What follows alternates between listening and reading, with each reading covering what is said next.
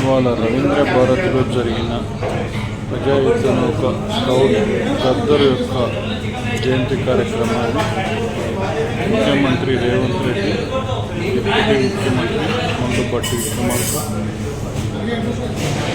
Tourism మంత్రి, tourism and excise మంత్రి జూపల్లి కృష్ణారావు పాల్గొన్నారు.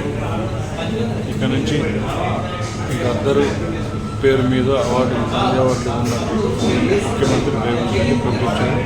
ఇక్కడ రవీంద్ర భారతిలో గద్దర్ ఫోటోలను హింసిస్తూ ప్రదర్శనను తిలకించారు.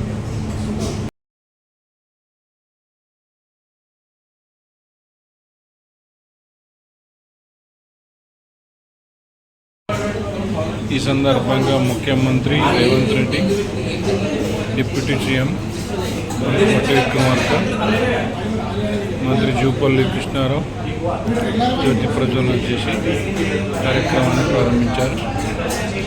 కార్యక్రమంలో పున్నం ప్రభాకర్ కూడా మంత్రి